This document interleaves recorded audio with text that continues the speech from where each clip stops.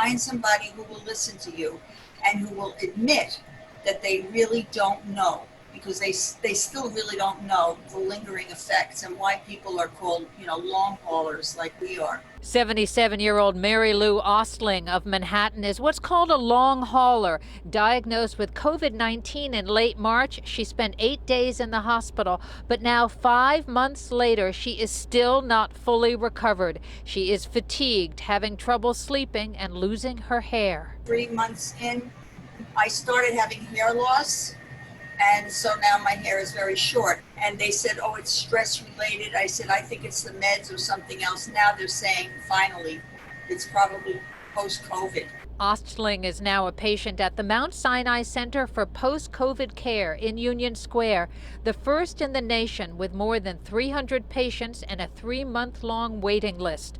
The center's medical director, Dr. Zijin Chen, said the need is clearly enormous. There are now so many patients with many different symptoms post their COVID exposure. And we're at the point where we need to start learning about how to treat these patients.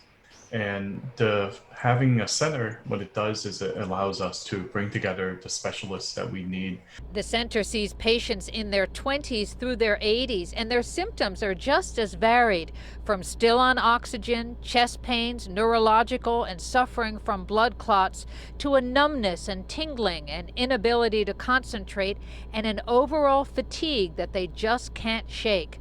Dr. Chen is advising doctors in other parts of the country to open similar centers. With more centers and more doctors focusing on, the post-COVID illness, what ends up happening is there's more knowledge that we can gain from evaluation and treatment of patients.